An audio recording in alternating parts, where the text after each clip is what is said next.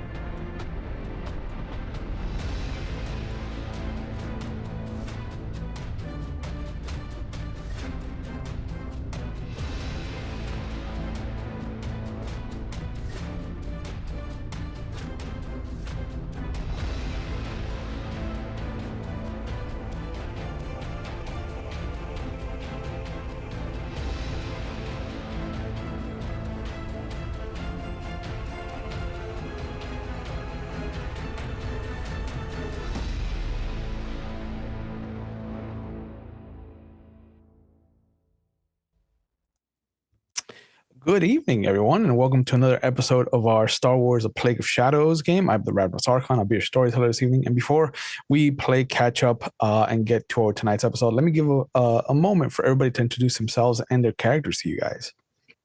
I'm Evie Eternal, and I'm playing Synthresia Firewalker. I'm Callie Salvo, and I'm playing Avix Fear, he, him.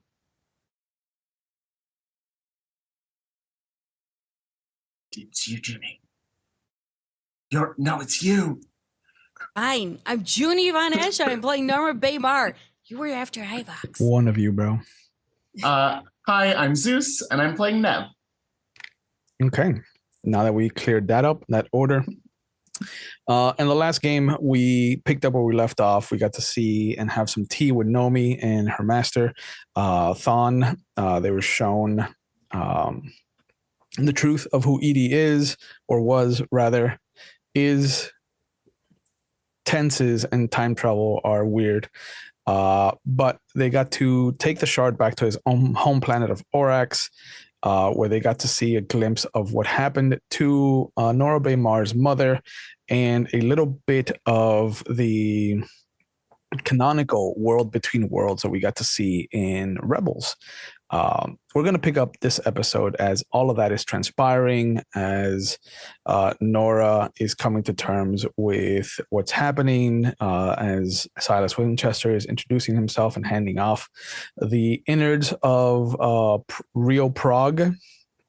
And we're going to take a moment to see Orax from two different perspectives. We're going to open up with Synthresia and Nev kind of getting some air. You've been cooped up on the ship for a month. It was about 2.5 weeks of traveling between navigational buoys and then another 2 weeks of just wild space, pure piloting from a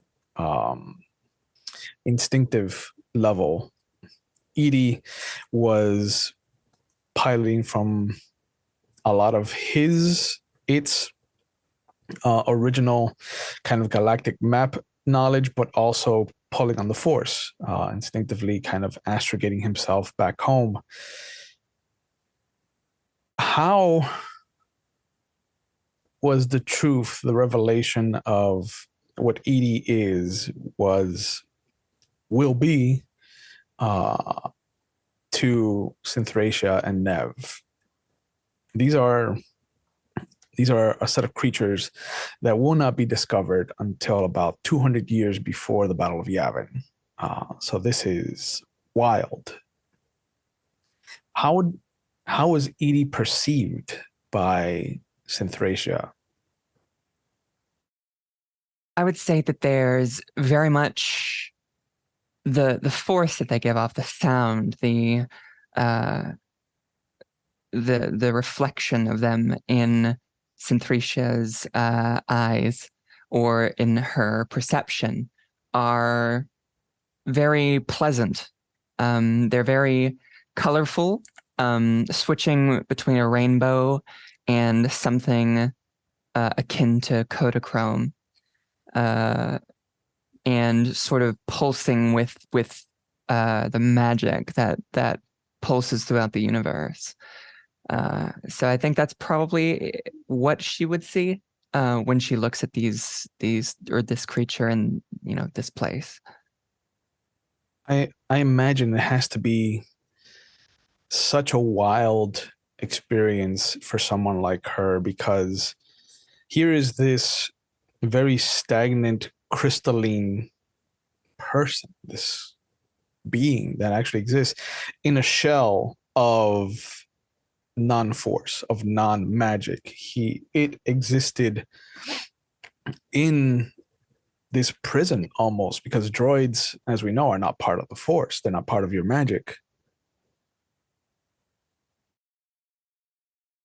What was it like, do you think, when you actually got to meet them? I would say it was very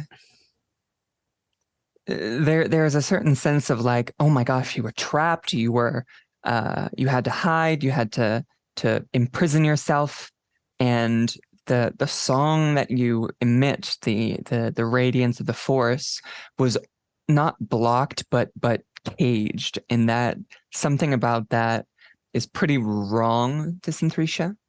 As something that, like, the ability from the primal magic, it's like being cut off from nature. It's not great. So definitely not a fun time there. Do you think she would have asked to touch it? Absolutely. She would want to run her hands along it and just try and understand, like, this creature. Because they are your senses, I think it only best that you describe how you imagined Edie sensating to you. What do you think it wanted to get across? Were they cold to you? Were they warm? They definitely radiated a bit of warmth, which is surprising considering, they're crystalline. You would expect that with no organic bits that they would be cold, but no, it was almost like a warm blanket, and then it was smooth across the surface. And when you touch, it was almost like touching a one of those little, like, globes with electricity in them. You know how you put your fingers on it? That's sort of what it felt like. There's this slight tingle as her fingers move along the surface. That radiance sort of follows them as she moves it. But it definitely seems like it was very pleasant, very warm, and very non-hostile or non-threatening. On the other side of the coin, given Nev's hard lean into science, what do you think it was like for him seeing this, by all accounts, centuries into the future technology to bridge organic life and scientific life? This is the basis for what cybernetics will become. I think for Nev, the part that isn't interesting is the fact that it is undiscovered. He personally believes there are hundreds of thousands of undiscovered things still out in the galaxy, because there are. The galaxy is a very poorly mapped thing at this point, if I recall correctly. And for him, his interest is in these little pieces of tech, as you described. I think he unintentionally hones in on them, and you can see like the honeycomb ripple around them as like he's just observing, studying, trying to figure out how it ticks, how it works, how it does what it does in these healthy and safe ways. Once you land and Nora and Avix push forward with Edie, and you're asked to stay with the ship, what is the song that Synthracia hears? Because this is as close to the communal kind of sensation, I think, that comes from Dathomir witches. These are hive organisms. They exist in these continents, almost these kind of countries unto themselves that create the landscape of these crystalline features, like the crystalline mountain ranges, crystalline forests, the kind of rises and dips, the cavities, the chasms, everything kind of for seeing people like Nev that can see the light shift through it, and as the hive kind of speaks to itself, it refracts differently, gives you a much different feel to the world. It's very different for Synthracia. I'd say at first it's overwhelming. It's a jumble of noise and difficulty. It's overpowering because she wasn't quite prepared for it. But she takes a second to sort of center her breathing and pull out, meditate, and reach out to this and how it feels, and to judge the current of it. And it starts to sound almost like a symphony, like a chorus, like something close to synesthesia,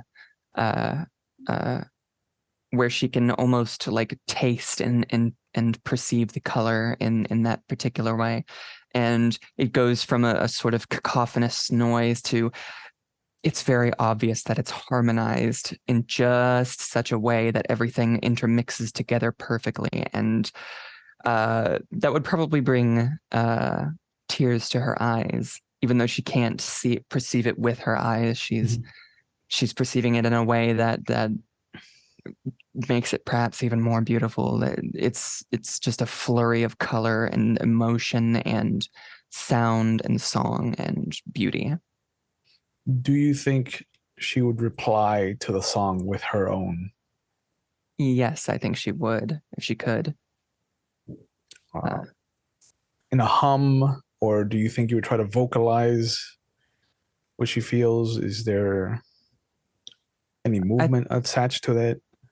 I think that she would be sitting down and essentially there's a rhythm, a beat, a harmony, and she will try and harmonize with the what she's hearing.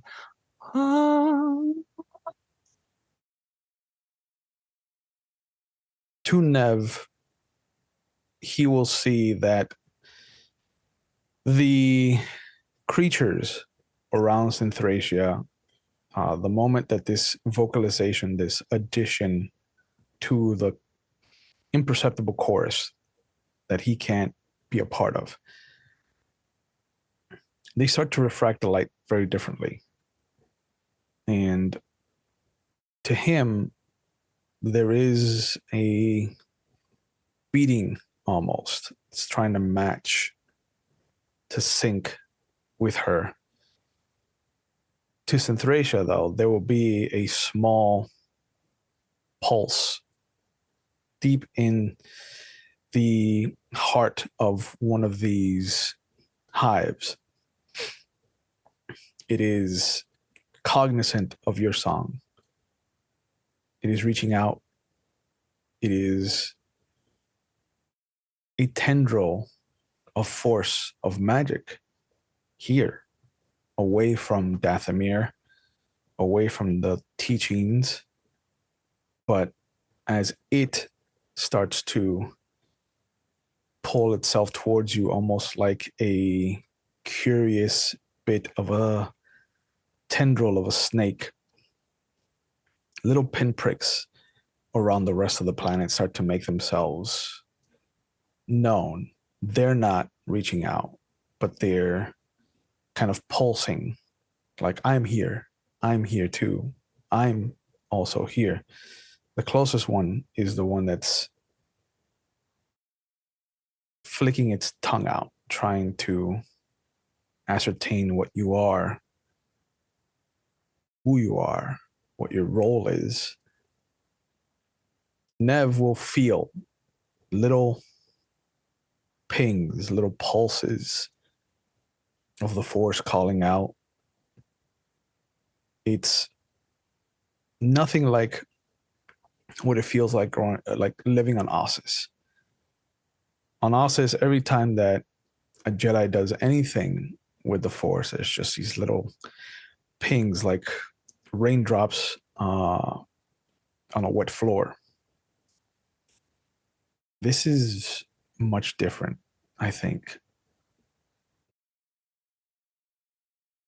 What would it feel like to Nev to, for the first time, be on a world that has not experienced the Force like he has? How do you think these kind of hand raises in the dark would feel like to him?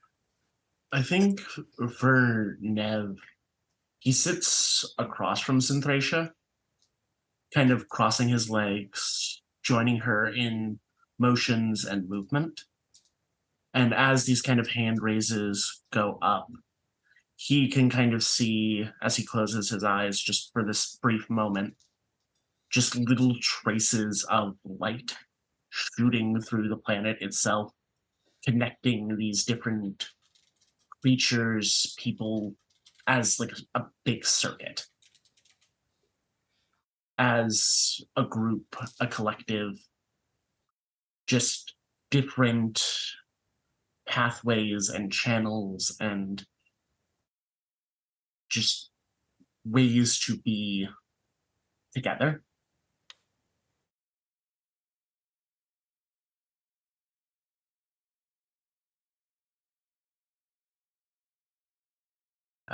You're muted, Raf. I thought I clicked it and I didn't, and shit happens. Mm-hmm. The slithering essence almost feels like it's circumnavigating around Nev as it comes the closest it's been so far. And as it reaches the perimeter of what is Synthracia's personal space, it slowly opens up into these 5 digits, almost mimicking what it would be like to hold a hand out. And slowly the hand starts to come up out of the ground.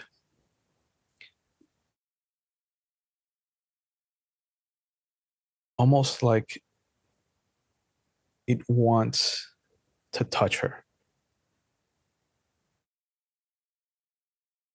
Synthracia would hold out her own hand, delicate, in something resembling like when you would expect someone to kiss your ring or something of that nature. Just for it to get a sense, her own rhythm starting to match the pulse, match the sound that she can hear. And she reaches forth, and she's not going to touch it herself. She's holding it out so that it might examine her at its own pace. it is more of that synesthesia that washes over you the moment that this gaseous to you tendril just kind of grazes your finger with its own. There are tastes, smells, everything reminds you of home. And just as gently as it is tracing your first digit, it suddenly engulfs your hand.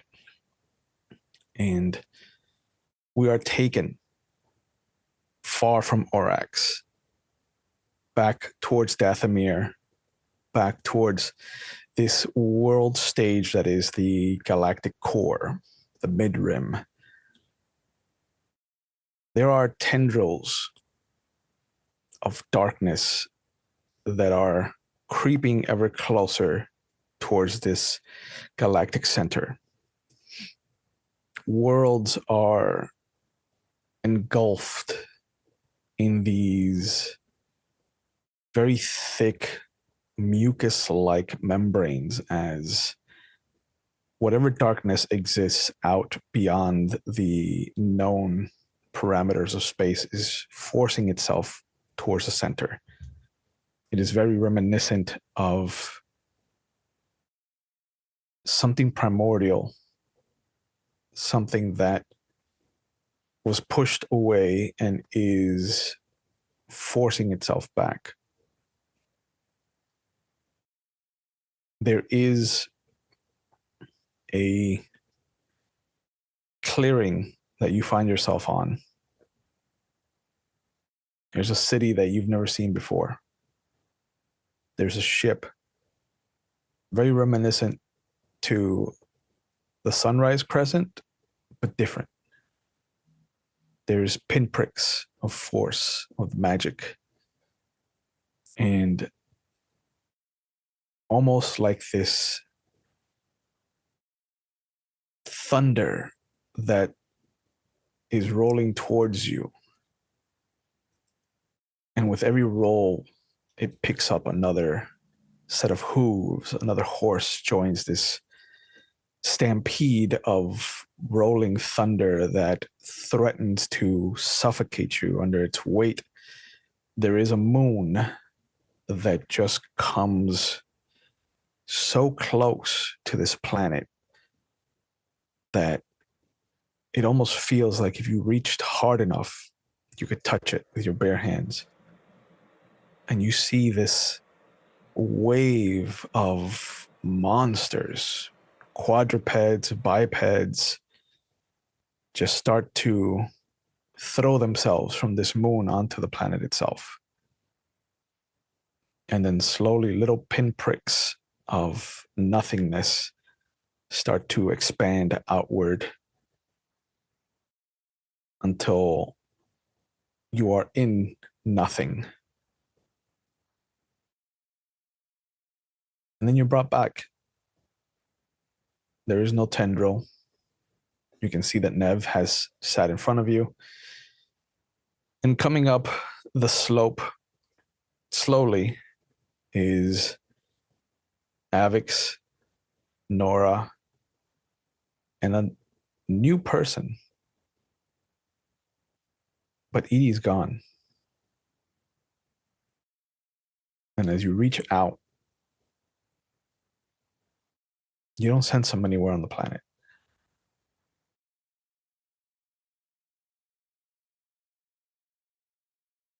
That doesn't make sense. Nev will hear the commotion as the group is coming up. I think Nev is still sat in the... Obviously, it's backed away at this point, but I think he's still sat in reverence of what he's experienced here.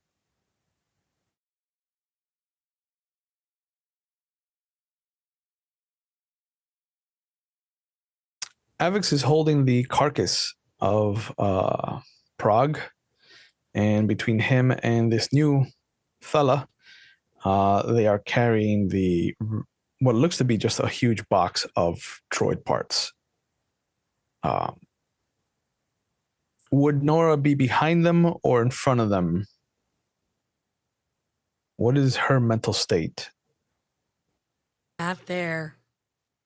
After the scream and falling to her knees, I'm assuming Avix had to pick her up. She's just walking behind, not saying a word. No. What colors is Nora giving off? Since Racer can see that. Yeah. Oh, sorry. That makes sense. Neither one of you, because one of you could be telling the truth and the other one could be lying. I'll leave it up to you, Nora. Right now, Nora's dead inside. Emptiness. Nothing. There is a welling deep. It's not quite red, but there is that slight tinge. But it's the deepest purples and blues and an overwhelming gray to black, like the color is leaving, which is wild because that's not something that Synthracia sees often. Just when there's extreme trauma. When her mother died, her father had that for a while, something similar. So she would see that. And she would know pretty much immediately. What happened? Nora?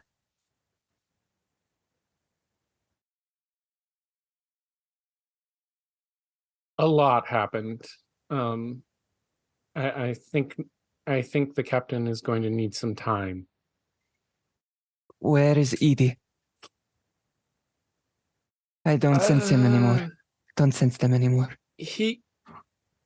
I don't even know how to describe it. He stepped down these stairs and he was suddenly in between. And then he disappeared and our new friend showed up. And the blue skin Maris kind of holds up his hand. Hello, nice to meet you all. Name is Silas. I'm an associate of Edie's. I'll be helping you all in the next part of this journey. It seems that you're going to need a pilot to get you back home. If anybody has anything to do before we leave, now's the time. Otherwise, I'm going to get the ship prepped. Once I help you, and he looks at Avix, once I help you kind of put this down in the cargo containment, I'll set the ship ready, and we'll go to Onderon. Onderon. Nev, can you help me with this? And he kind of like he's right now. I'm imagining it as like a jury-rigged like what's the word, like what the medics would use on a battlefield, but one person, and just dragging Frog's body, and then got one hand on this box that I'm sharing with that I'm carrying with all the parts in it, and also trying to like keep an eye on Nora and everything. And so Nev, help. You'll see Nev stands and he goes into the ship, and he'll come down with a dolly, and he'll just load Frog and his pieces on there and take them to the engine where he's kind of set up his workshop. Right. And Evie, what were you going to chime in with? She would just, as they're walking back into the ship, she would be sort of plying Avix with questions. What do you mean in between? Did he take a teleporter? What do you mean? This doesn't make sense. There's also... I've had... I'll talk about it once we're all in the ship, but what happened with Nora? Why does she feel like this? Like she suffered a great tragedy. What was wrong? I'll leave most of the story for the captain to tell herself when she feels up to it. I mean, it's very personal to her, but She saw her mother. I thought her mother was. I don't know much about the Force or magic, as you call it, but the best I can describe it is pure Force, but as a person. I don't have another. I don't have the words for it. I don't know this much about these kinds of things, but it was her mother, and yeah. This is the strangest place. I'll need to gather everyone as soon as we can. I've had my people would call it a vision. But I saw something terrible. This place has awakened this primal essence that seeped into me. I experienced something I can't explain. Just whenever we get ready, let everyone know. I'd like to gather in the main hall. There was something Silas had to tell us too, something related to what Evie brought us here for. There's time something for related that. to everything else. There's time for that. I think everybody gets situated. If you need help with putting Edie back together again, I am not the best person for that. I got good at shooting Edie. I've got it. Good. I would like to help Nev. I'm good with tech, but I'd like to learn more about droids and see if I can help you with this. Sure. And you notice that there is a very comfortable familiarity with how Silas moves through the ship. The moment he comes up the ramp and helps you put Edie's innards down, Prague's innards down, kind of looks around and says, "All right, I'll make my way over to the cockpit and get it ready to go." And without prompting, he goes down the hallway, and you hear him kind of whistling right before he stops. Lets out a sharp whistle of what you imagine is either recognition or reverence, and then you start to hear the ship come to life. Different systems start coming on.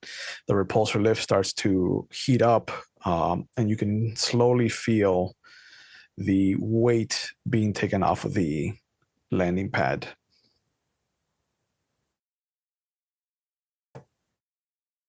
Hey, Nev. Yeah. I feel like we can trust this guy, but at the same time, we just met him. I know you can pilot too. Maybe one of us should keep an eye on him just to make sure things aren't crazy.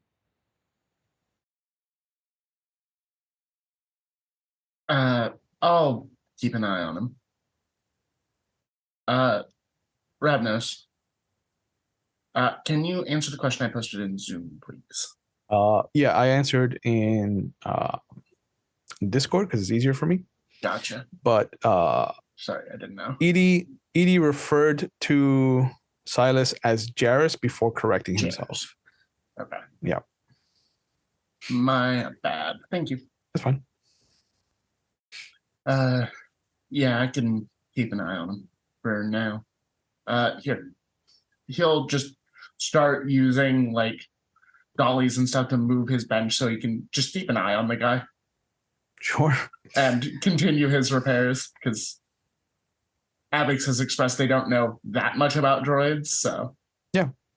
And Silas, for his part, just kind of sticks to the cockpit. You know, he'll sit there for a few, make sure the ship's ready to go, and then he'll come out into the communal area. He'll look around. You all need any help with anything? Because I can have her up and flying in about half an hour.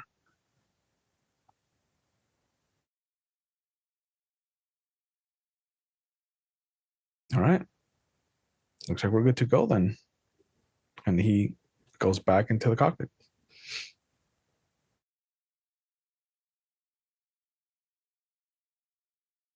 Synthresia. Oh, sorry, go ahead. Oh, so what was it you saw that we need to deal with? I can't explain it. I had a vision through the primacy of the universe. She will go ahead and describe in detail this vision, the tendrils, the monsters, the planet that she was on, the buildings, the way she saw it, the how close the moon truly was, and just the deep sense of dread that she felt as the planet reached out and gave her a vision. Is Nora part of this discussion? I'd like her to be if she hasn't gone back to her own quarters. If she wants to isolate, Synthresia would respect that, but She doesn't say anything. She's just the hallway to where the quarters are, just like this, leaning, not saying anything. Pissed off right now, becoming more and more angry. Yeah. But not saying anything. What color is the despair that you think Synthresia is giving off? She's probably... And are you being attentive to it? It's kind of hard not to. Okay. When she sees Synthresia doing emotions, it's like nothing she's ever really experienced. Humans, they have like this pulse of emotions, like a heartbeat. With Synthresia, it's more of like this kind of like just vibrant flash of different colors. Almost like when she's really feeling something, it's like a techno rave. Just no music to it. Right now she's just seeing a whole bunch of dance of colors. So a lot of the system is down without the system is down? Mm-hmm. No trumpets playing. No, the cheat throwing light switch raves? Mm-mm. Star Runner, very nice. Just that hard thumping, pulsing light going. Okay. So all of you are there for this discussion. Even the Husk of Prague, who is being repaired.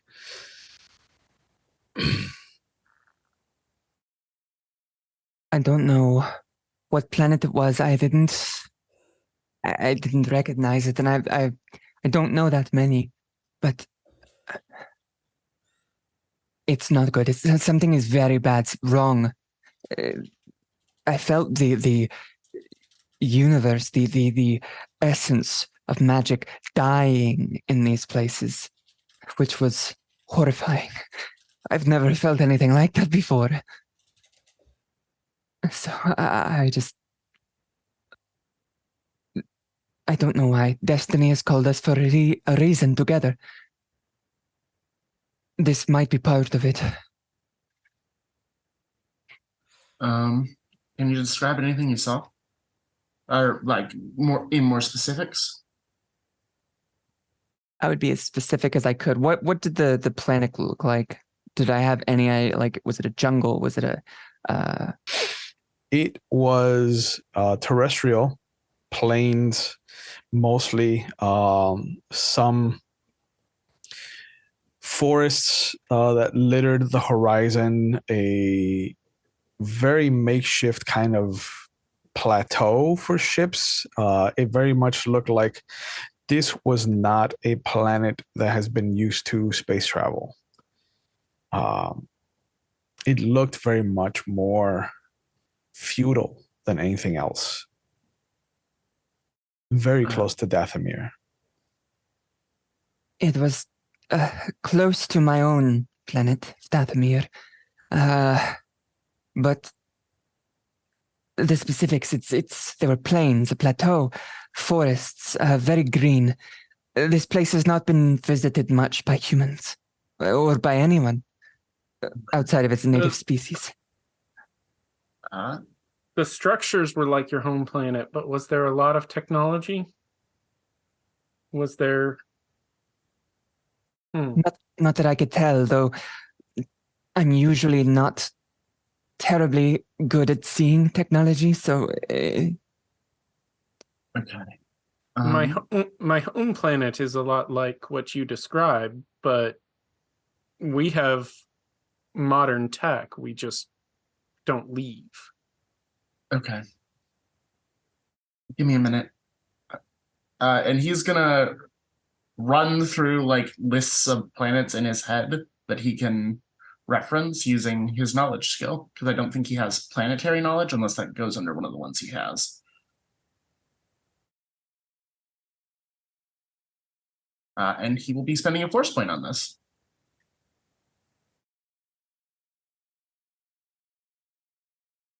Uh, 18. Oh, I can't hear you at all, Ravnus. Yeah, you're muted. Sorry. Today's not a good day for me. So planetary systems would normally fall under knowledge. So that's going to be 2 dice for Nev. All of you are going to feel this beacon suddenly flare up as he pulls on the force and reaches back into every little bit of knowledge that he's ever overheard, read about, or observed personally. What did you get? 18. 18. There is a bit of history growing up on Ossus, or having moved to Ossus, rather, and dealing with the Jedi. There is a file that you remember reading about one of the borderland planets in the Stennis system that vehemently refused to join the Republic.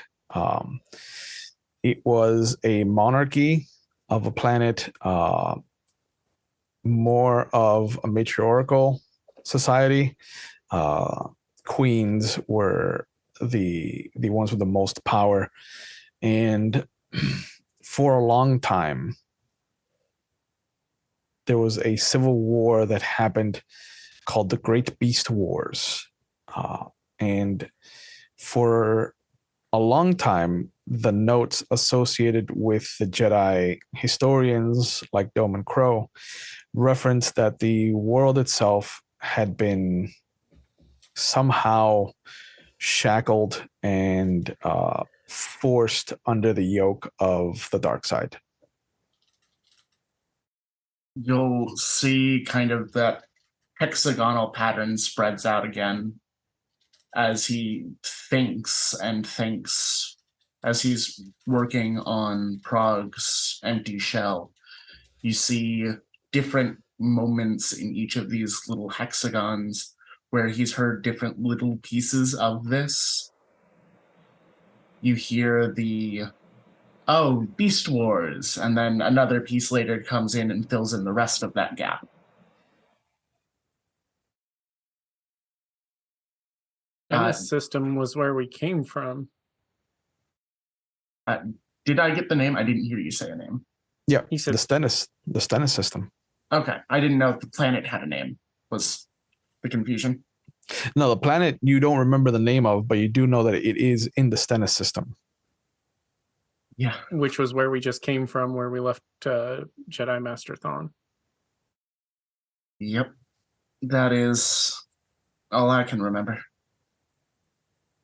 Your way with magic is so specific, interesting. I've never seen anything like that before. It's ordered, very ordered. No, I'm not the only one seeing it.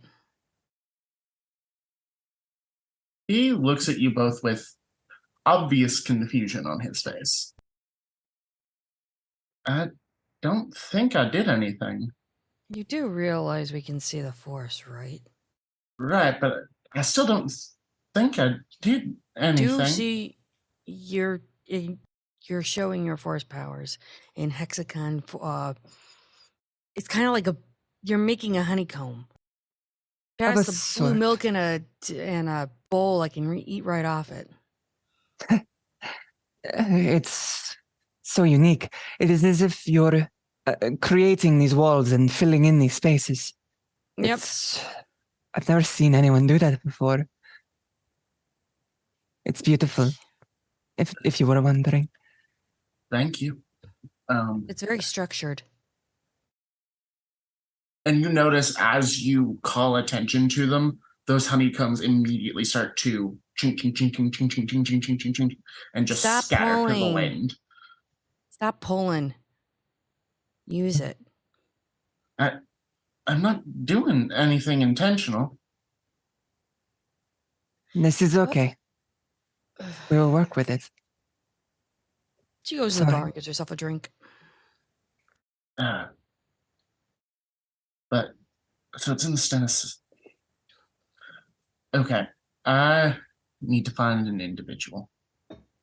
There, he has information about my mother's assassination. Good gracious. We still need to find Kiltani Scour as well. That's why I came with initially. I came because I was looking for my aunt. And that would be your aunt, right? No. Yeah. I need to Kiltani find Scour. a Yes, oh, she's my my aunt. bad. Yes. This is fine. I need to find a gentleman named Yoral Rander.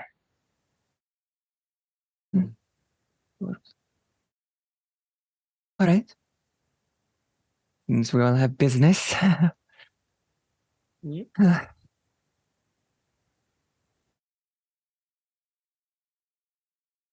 The first 2 weeks is rough because it is Silas trying to get you out of wild space. There are no astrogational buoys out here, so it's all micro jumps here and there. A lot of avoiding natural disasters, comets, asteroid fields, things of that nature. But you find out basics, grew up on Maris, has a younger sister that ended up becoming a Jedi and was part of a crew that became a family to him. And although they're now separated and handling different portions of the same kind of overall mission, there are still kind of moments where he will observe the four of you talking to him, and Synthracia and Nora will see whatever colors they associate with nostalgia, with memory, but also with loss. It's very clear that for the bravado that Silas has, there has been a lot of loss in his background.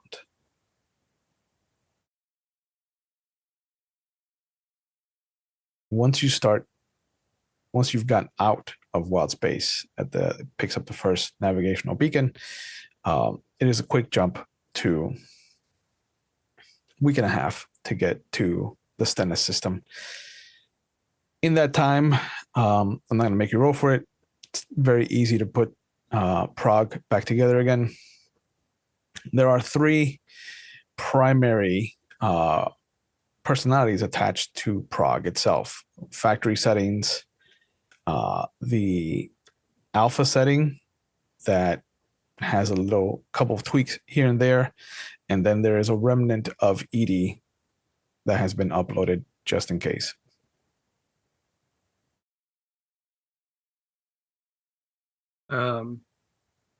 Avix has been trying to build his programming skills, crossing over from what he knows of computer programming.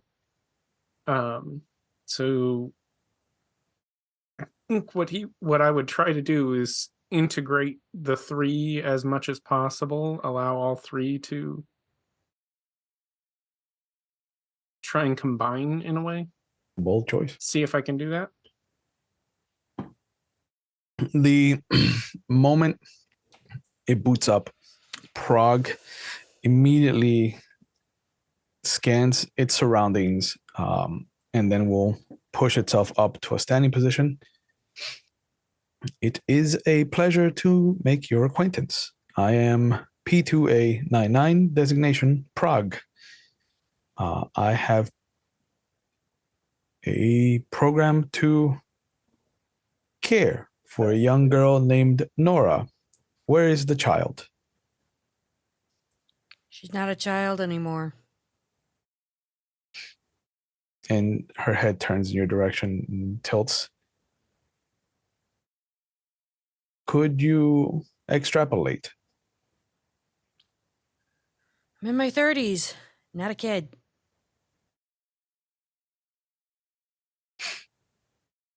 Could I perhaps interface with a computer? Whatever. They will go. You see them plug themselves in and they turn around. It seems that I have been shut down for an extended period of time. My internal clock is off. By 15 years. I apologize for my lack of service. How would you like me to make up for it? Pilot the ship when you need to.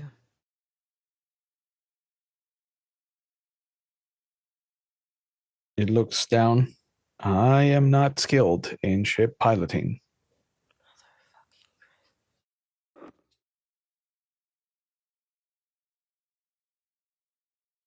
I can handle that for you.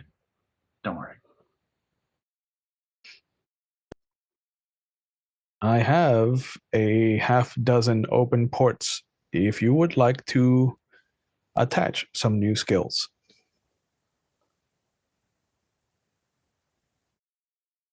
And some of these caregiving programs might be obsolete.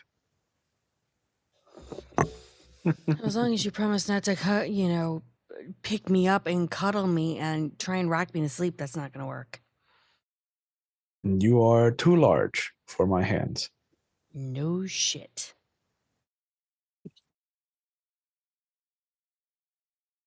It tilts its head as you say that. Should I reprimand for the foul language? You could fucking try, but it's not going to fucking work. Noted.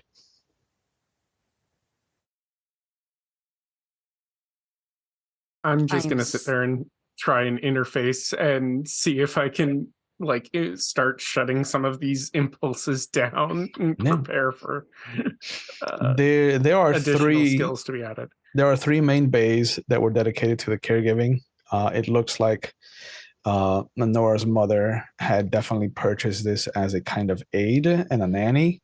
So there's a teaching module, there's a story module, and there's a whole module based on how to care specifically for Miralukan children. We're going to go ahead and pull the Miralukan children module, but the teaching module might be useful. I try and look into it and see, from what I can see, if there's any useful skills that it could teach, or if it's literally just like basic language and math. It's basic kind of elementary school educational. But there are also, you notice as you start opening folders that there are rudimentary lessons pulled from Jedi archives. So it looks like Nora's mother had also intended to use the droid to help teach her daughter how to use the Force.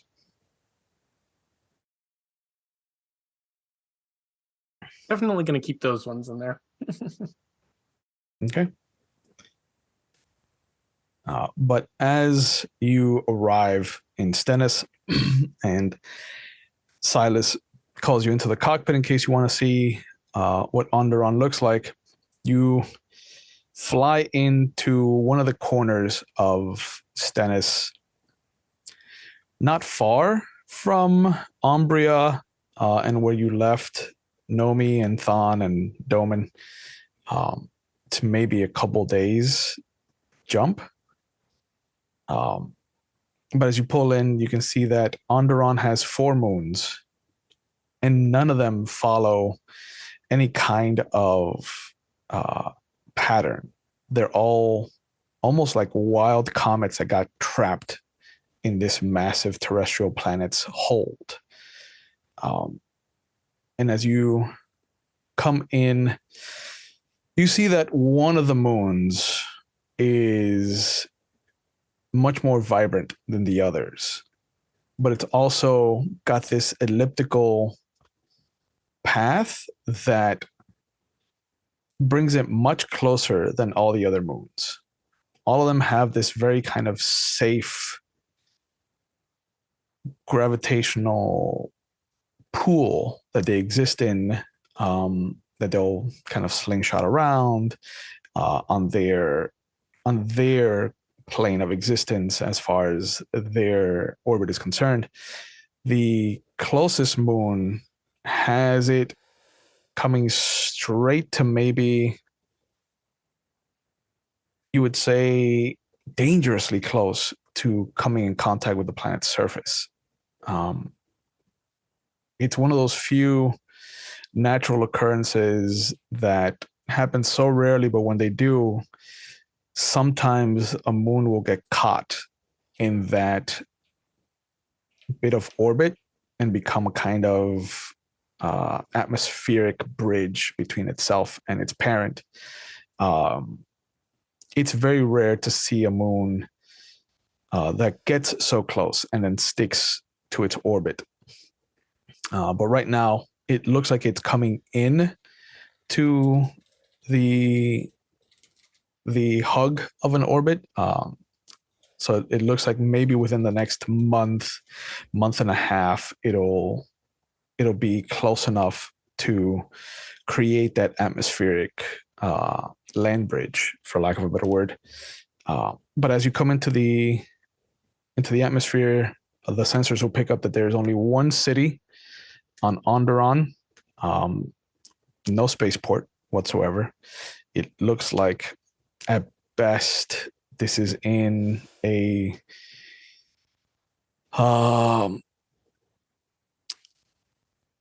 what's it called? Victorian kind of setting, the Industrial Revolution era of its growth. And there is a single walled city that seems very familiar from the little bit of description that you got from Synthracia.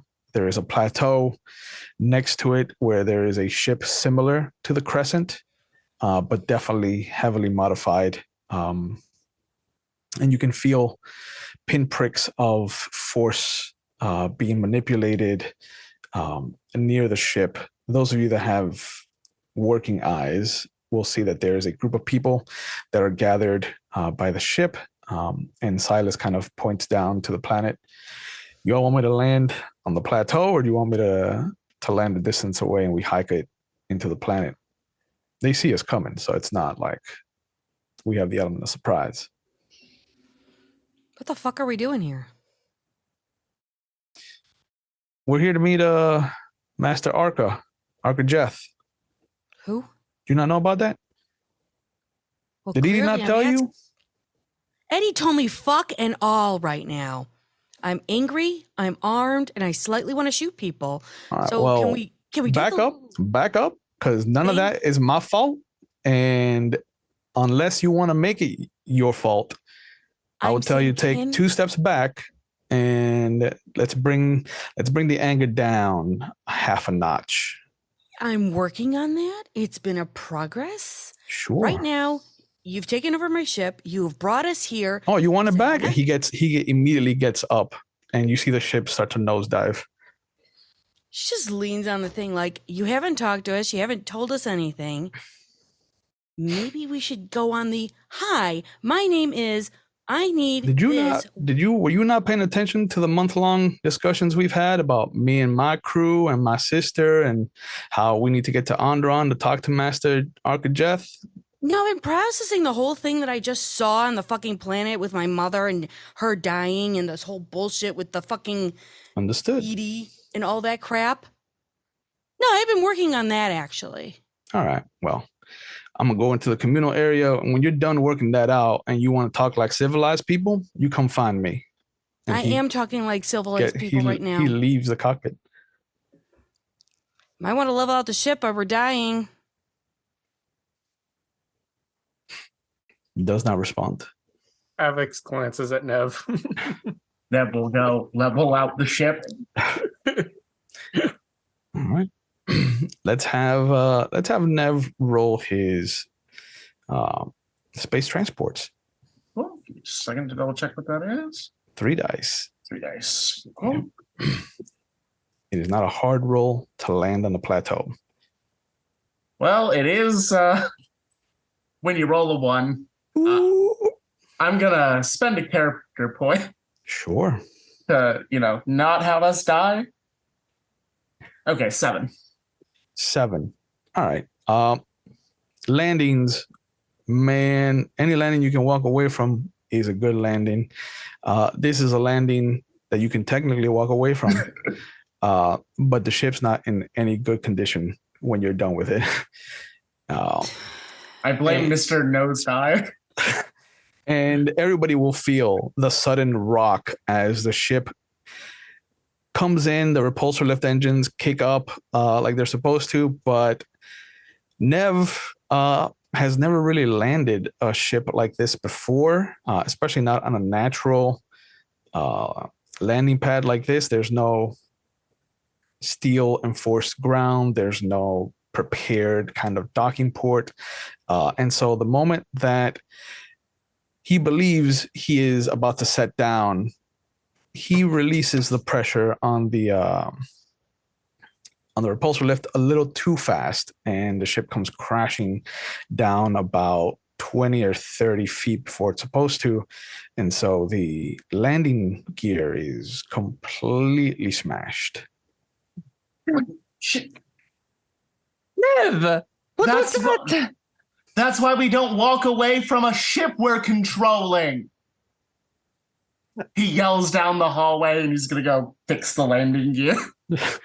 That's going to require a lot of time of work. So, but you have landed on Onderon. And the moment you do, everybody will feel this kind of cold wave wash over them, almost like you've stepped onto a beach for the first time and felt that kind of water rush up no more past your ankles. Kind of feels like that, like you are suddenly very aware of this dark entity that exists somewhere, if not on the planet, on one of its moons. But you also feel the little pinpricks of energy that are being given off currently by some of the people that are talking outside. The main ramp is not going to be accessible to get off the ship, but one of the side doors will definitely let you out. You just won't be able to bring in or out any of the big cargo, so just be aware of that. Fucking shit, fuck, goddamn piece of shit walking away from a ship he's controlling. God damn, what? You just hear the longest string of it would make a knocker blush. Yeah. And as you walk into the communal area, you see him just kind of like arms outstretched on the couch, just sitting there.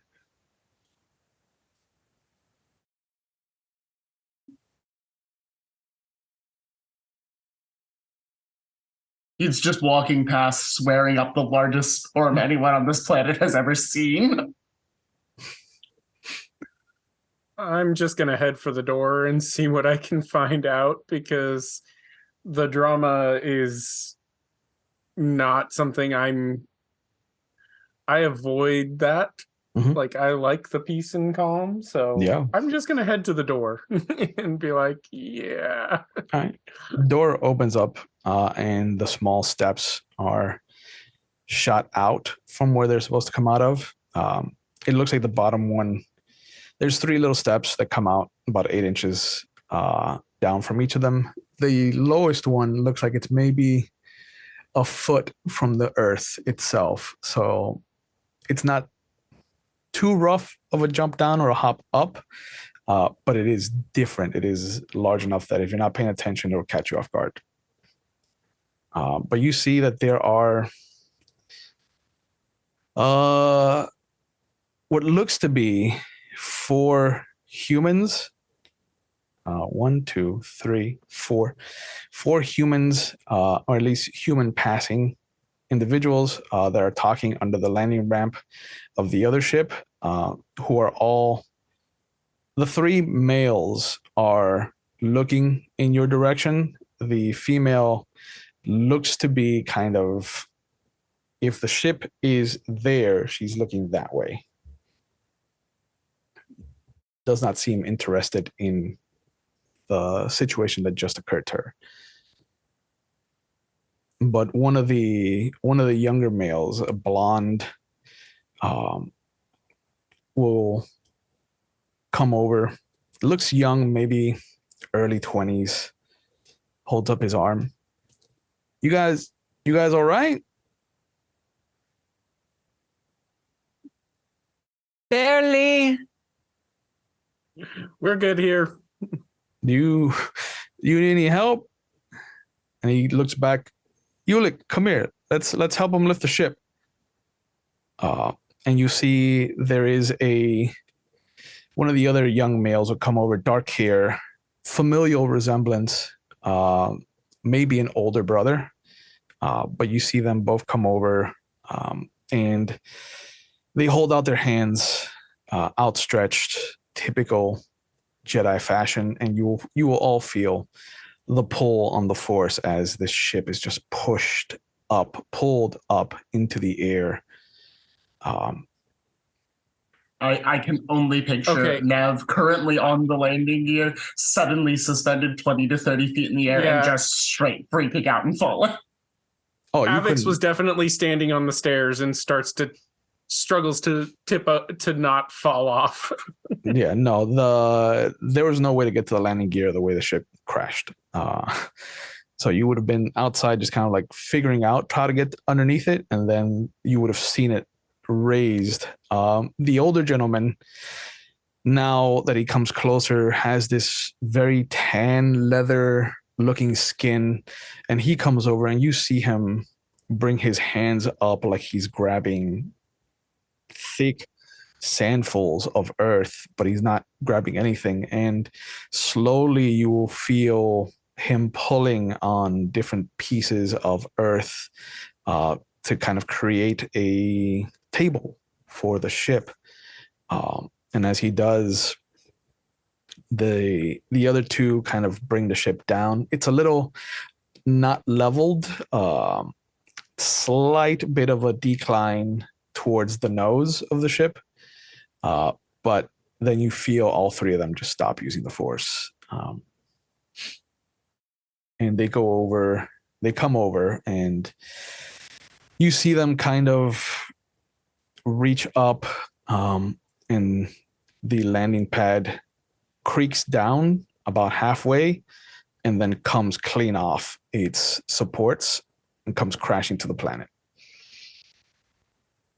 And the younger one of the 2, the blonde, just kind of looks up. I can help with that. I'm good with stuff. Hey, Captain, that guy that your friend was looking for, I think he's here. And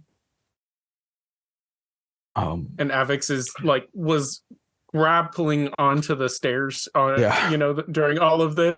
and so he's trying to climb back up and gracefully get down as much as he can. Yeah. While shouting back into the ship, trying to get someone's attention. And they'll wait at the base of the ramp. And you'll see that the younger of the two is excited.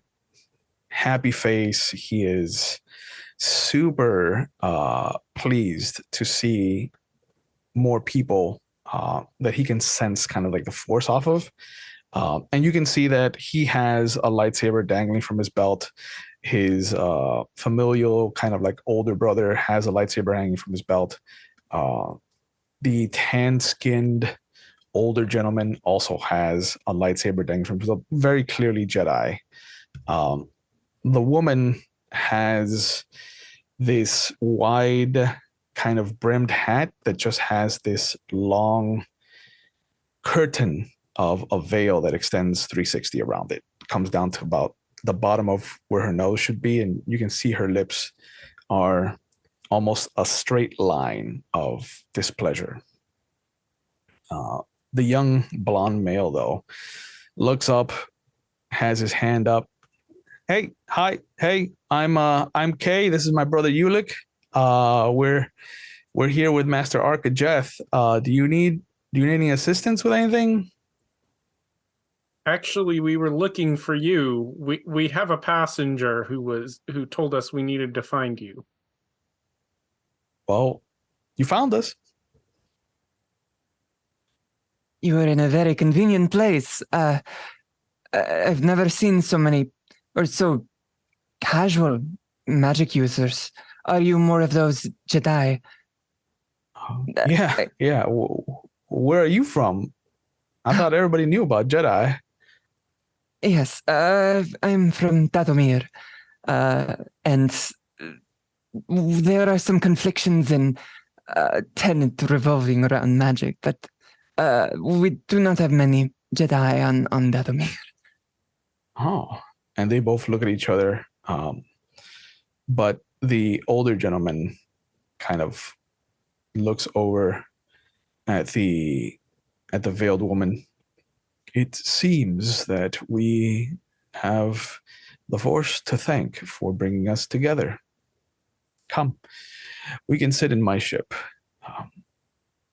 And he starts to make his way over to the other ship that's there. The woman doesn't move. It almost looks like she is staring straight up at Synthracia. What emotions am I picking up off her?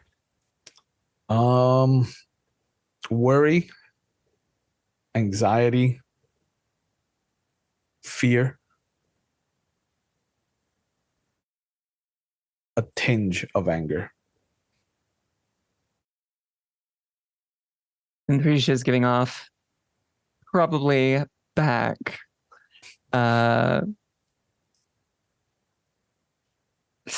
curiosity, a sort of hope, because the veil is, Miralukans tend to have things that cover their eyes because they don't actually have any. So Synthracia is very blessed in her more humanoid appearance with her own, but she's picking up there's definitely almost like a stab of anxiety as she looks at the other woman.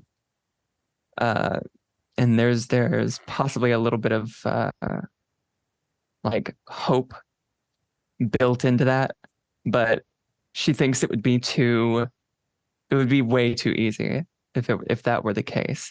So there's a bit of doubt there as well.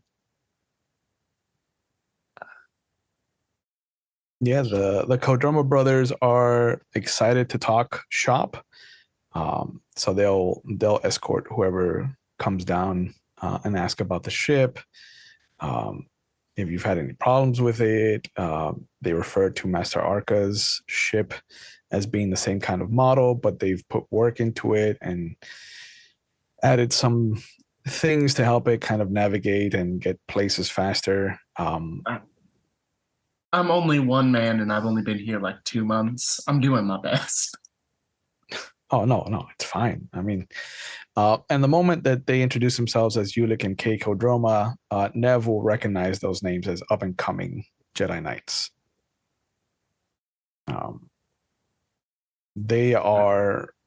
Their names were thrown around for masters, along with Andor Sunrider, and Exar Kun. But yeah, our friend who was driving the ship decided to just, walk away, leave us in a tailspin. So sorry about the rough landing. Oh, I'm sure no. I gave y'all a start. No, that's fine. We were about to head into the city. We have we're meeting some delegations, some delegates from the Republic. Apparently, Queen Galia has decided to finally let Onderon be part of the Galactic Republic. So we're here to mediate the situation and make sure that everything is on the up and up. That's good to hear. We were looking for a couple different people. A missing Jedi that Ossus sent us with a different Jedi who's since left to find. And then we ended up meeting this other gentleman who wanted us to find your master here. Oh. All right. Well, I'm excited to hear what you have to say. I'm sure it's as important as this whole meeting we're going to have. Is everybody okay? There's a lot of tension coming from your ship, and Ulick will smack his brother's arm. You don't have to say everything out loud. That motherfucker in there left this in a tailspin after I spent so long working on it. And he just goes into another knocker to your swearing storm.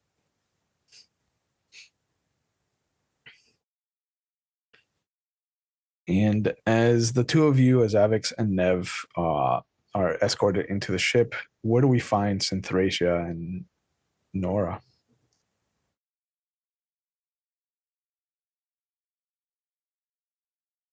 You're on mute. It's a mute day today, apparently. If Synthracia noticed that woman was staring at her, she would definitely have that aura, and she would have probably stopped. And she can't stare. Obviously, she's looking in the general direction, but her eyes can't focus. There's no vision cones, so she's doing the same though. She's assessing, and then she'll say, "Can I help you?"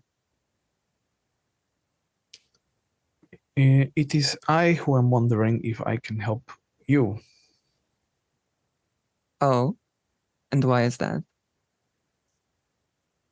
I sense a familial tie to you.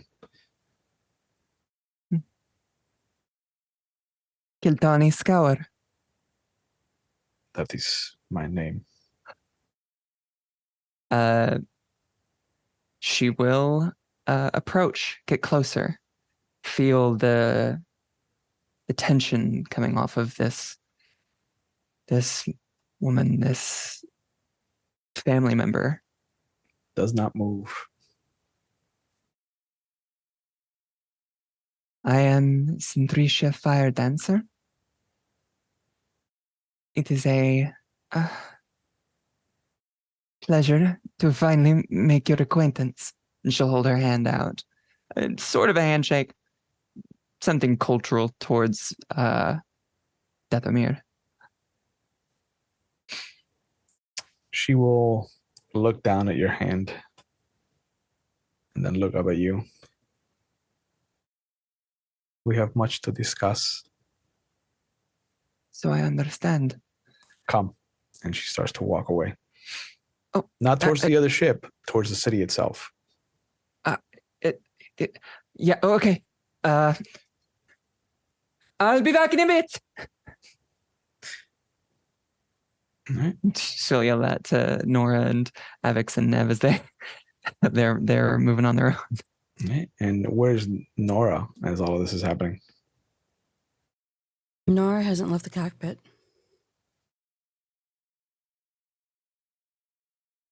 She's on the floor, legs folded up, arms around. She cried for a bit. And then she put herself into a meditation that her mom taught her. And she's trying to calm her emotions, and it's very hard. Mm-hmm.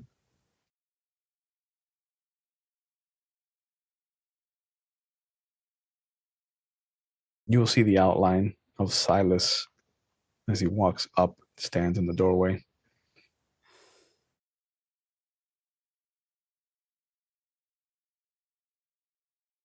You got a lot of anger in you, and I understand why.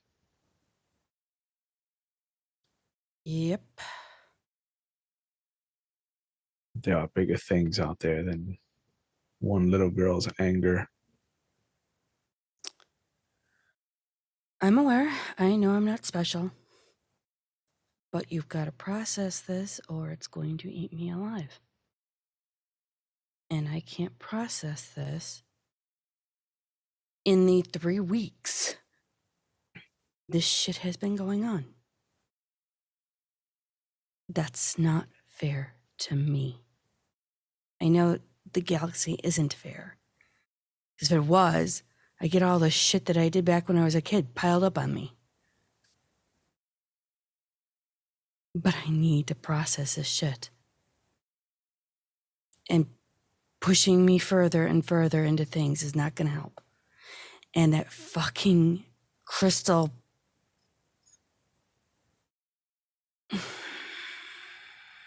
Edie has that effect on people. If I could have shot that asshole, I would have. He's wiry. That's not even the beginning of it. And the whole thing with my mom seeing her forest ghost. Yeah. You could say there's a lot of anger. But I'm keeping the anger and not letting it go to hate. Yeah, my mom told me. You can see him, his outline, just kind of like squat down. The way I see it, you got 2 paths in front of you. Hold on to whatever you got going on right now and use it as a battery to push you forward. Or take the ship. Go to the space station, get it fixed up, and just walk away. Because what's coming ain't going to be easy. What's coming? Be straight. Tell me. Dark times. Can you be a little bit more descriptive? There is a war that is going to bubble over. There's nothing you can do about it. But there is some padding that we can do. Preparations can be made. People, the right people, can be saved. If you'll help me. Oh, good. You're not going to install a hero complex. That's a point for you. I ain't a hero. I'd sooner shoot you than help you, but I got to do right by my sister, just like you got to do right by your mother. Yeah, that did a whole lot of help. Look, the only heroes we got in this ship are the 3 that left right now. I'm not a hero. Never have, never was. I know. I'm asking you to be one. I want to offer. Good. We got an understanding. Are you going to tell me everything that needs to go on? Or am I flying blind? Yeah, I know. Puns. It's the only way look, I'm sarcastic, I'm sassy, and I go by the safe word of daiquiris. So throw it as you got it. Well, let's handle it one day at a time. And what are we doing here? You're meeting Master Archijeth. What is he? What's the significance to this war that is happening? Is my question to you. Oh, and he stands up, comes over, and puts his arm under your arm to help you up. Didn't you hear? He's a great big Jedi hero. No, I missed that in Jedi history class. And as he helps you up and out of the ship, I think this is a good point to go to break. So we will see you guys in a few minutes. Made me go out of the ship. God damn it. And that's why you don't put the whole banana in your mouth. Welcome back, everybody. Before we went to break, they got to meet a couple of characters from the Tales of the Jedi comic books, if you're familiar with that kind of era. Big old hero of the Force, as Silas Winchester refers to Archijeth. But we pick up right where we left off. Silas is helping Nora up off the floor, talking about Archijeth being a big damn hero.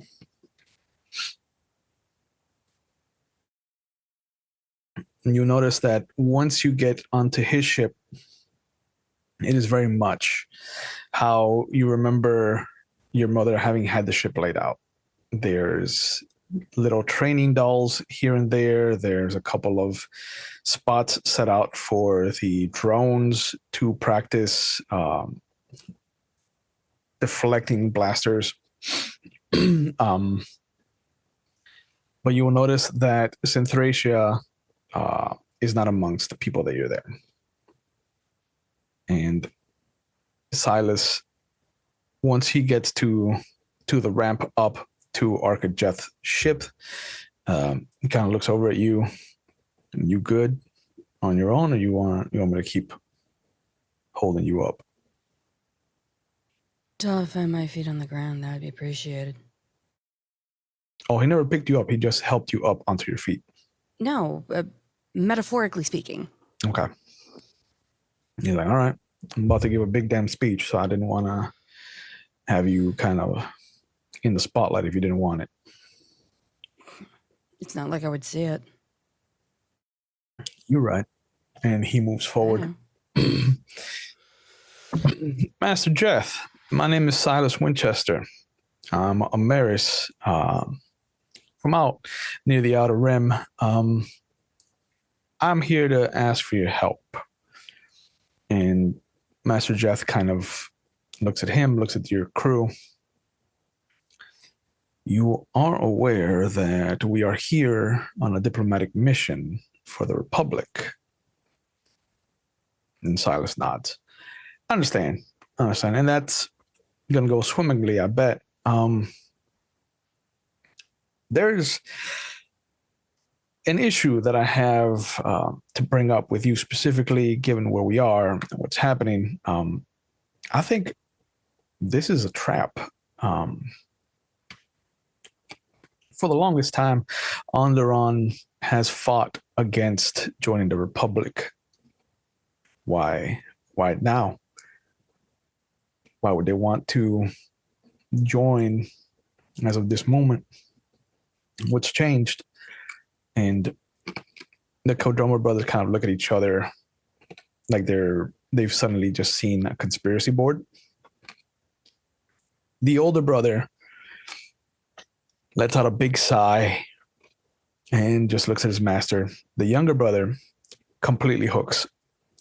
He is like a fish that just got his favorite bait. And he sits forward, he leans forward. Go on. What do you mean, why now?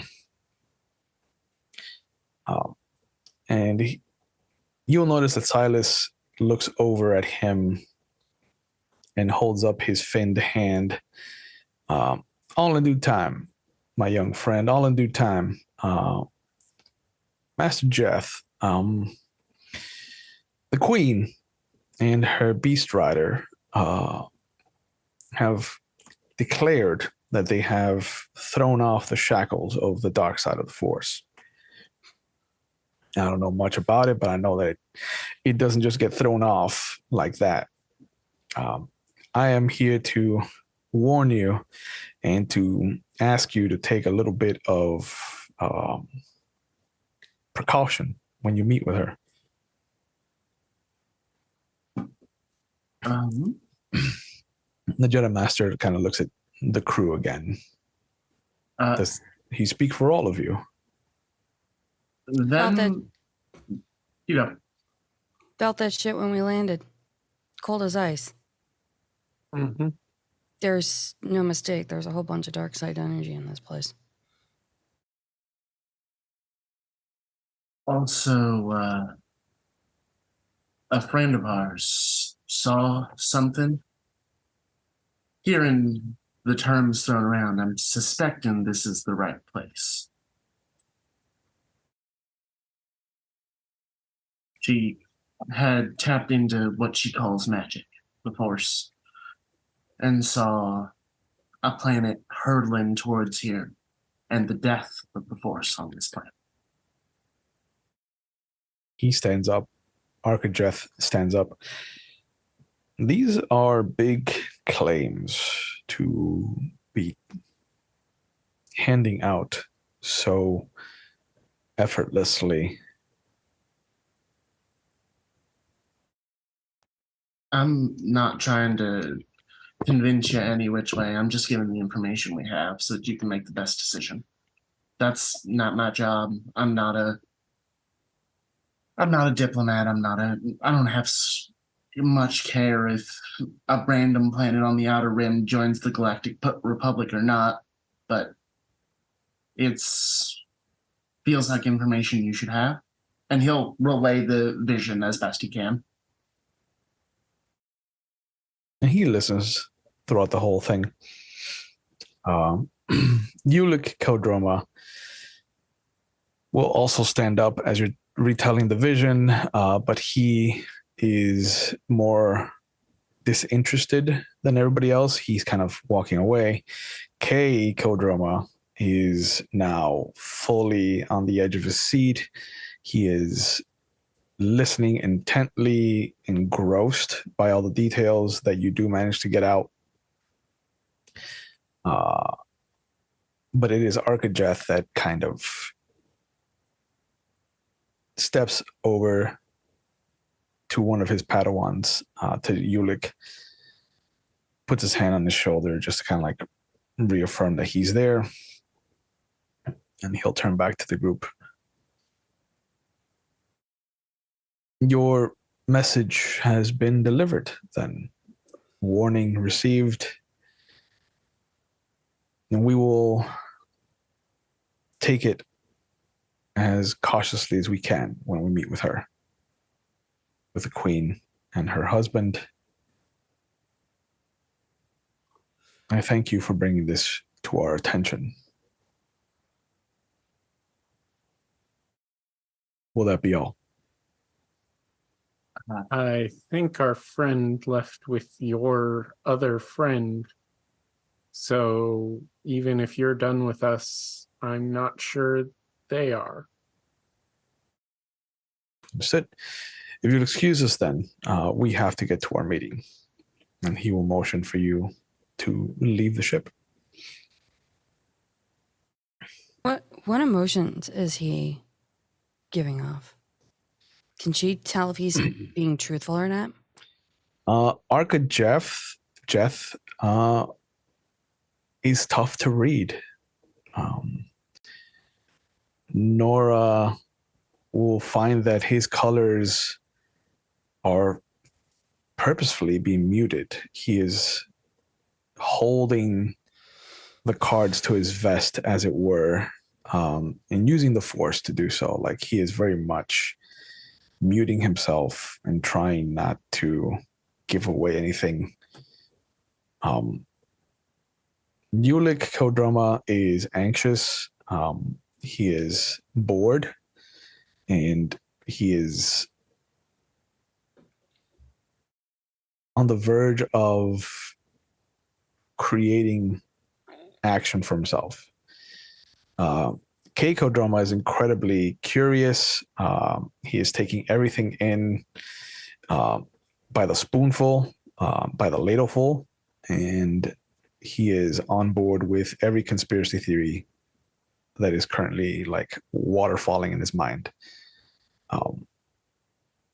But yeah, Jeff is stoic. There's a reason he is a Jedi Master, and he is proving it. The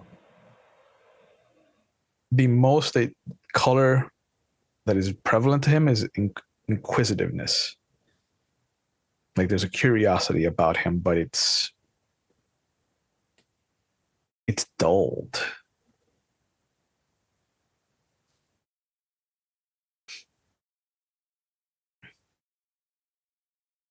But Silas kind of slaps his thigh as he gets up. And, well, that's all I wanted to do. Thank you for your time. Hopefully this goes well for you. And he puts his hand on his pistol and starts walking down the ramp. Nora just turns and leaves. Avex follows. I think. But once we're... Oh, sorry. Yeah.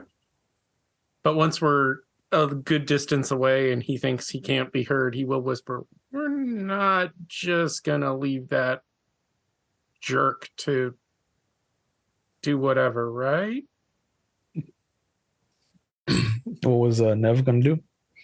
I think Nev will, like, give them once again, like, an affirming nod. I hope you've seen, at least I didn't try to obfuscate anything, that I'm telling the truth. I can tell someone's guarded, and I can't read you, but I'm just trying to make sure that to show we do have your best interests at heart. It had been noted. Thank you. He'll stand and then he'll head out. Yeah, they follow you out and they close up their ship and walk into the city. Silas just kind of stands there, waves, smiles on his face, and as Nev comes over, he'll look at Avex. Now, the way I see it, we can take this meeting at face value, and we have given the information. Let's focus on fixing Nora's ship. Or we could follow them and try to see if we were right. Prove a theory, as it were. You'll see Nev's eyes get a mischievous glint for just a moment.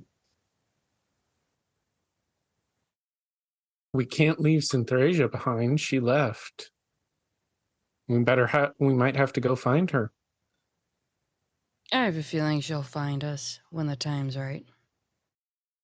I think I see what you're putting down, and it might behoove us to take a little walk through the city and try to find this friend of yours. No, we do need supplies for the ship. And we need supplies for the ship. Yeah, and I think I need landing gear. And she just kind of gives like this almost side glance at Silas, like, yeah, I need landing gear now.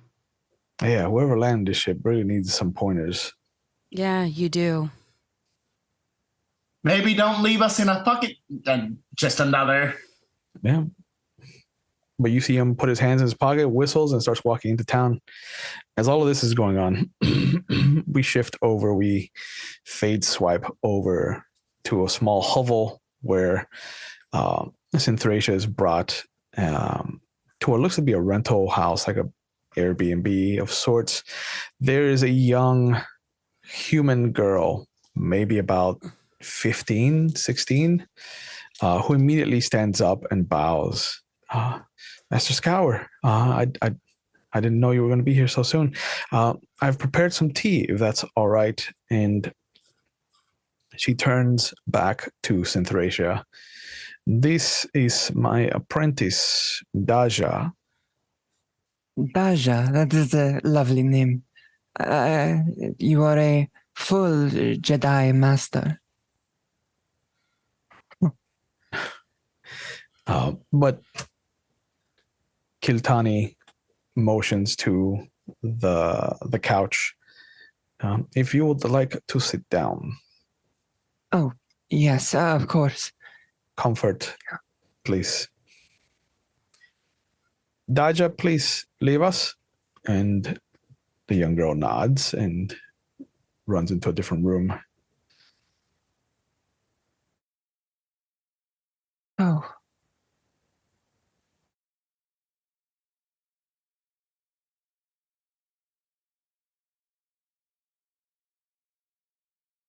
There's a long silence before you hear her move, before you see her move. And it's a slow turn in your direction. We thought that my sister had been lost.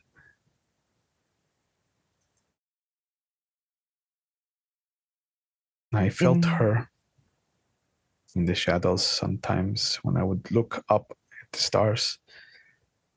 When I wondered if that was just me hoping.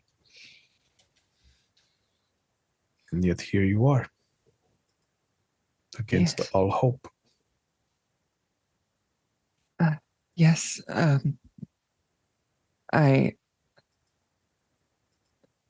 my mother was a good woman, strong with magic. A healer. I hope there is no shame there.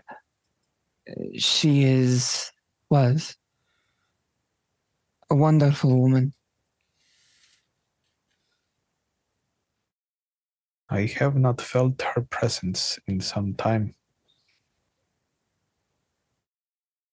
It has been a while. About a little over a decade. Was it peaceful? It was difficult, wasting sickness. But at the end, our elders made it as peaceful as they could.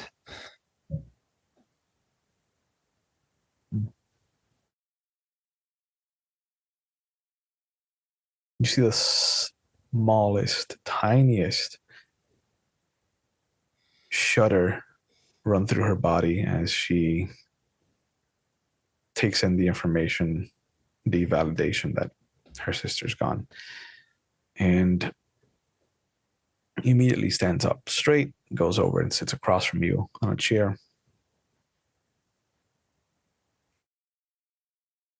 This must have been very difficult for you to leave Dathomir. Why? Why do this?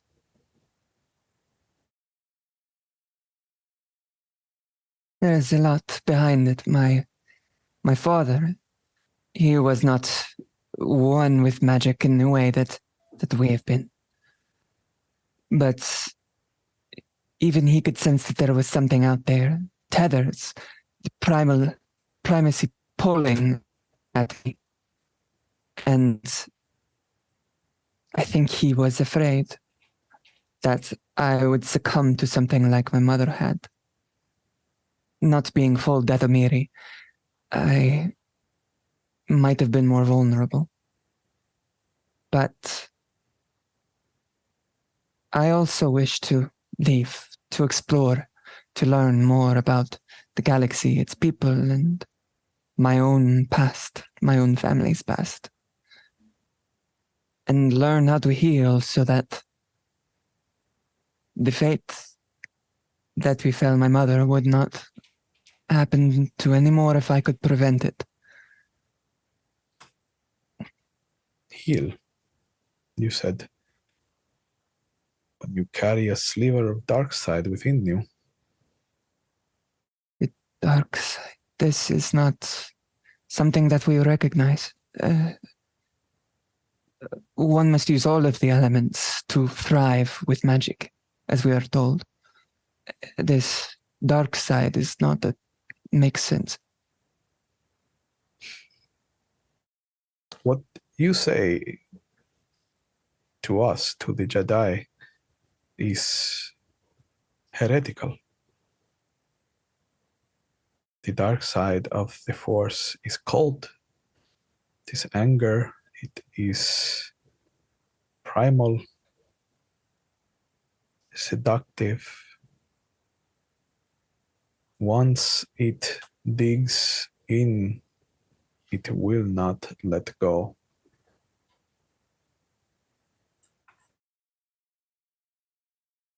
I suppose I can understand those beliefs, but there are many among my people who utilize all the elements of magic, and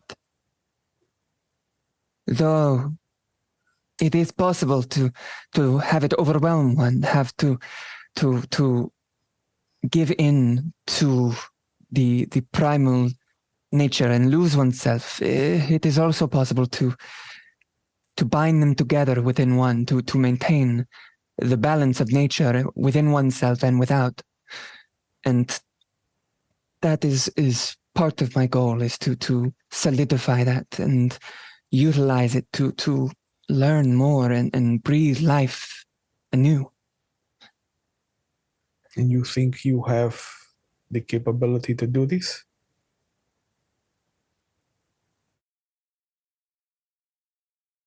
I hope so. Did your mother believe as you do?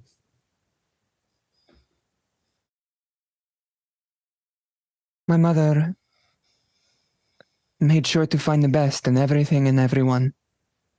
And though she was not keen on magic, and it was debated within my tribe, there was still a sense that she understood, to some degree at least, that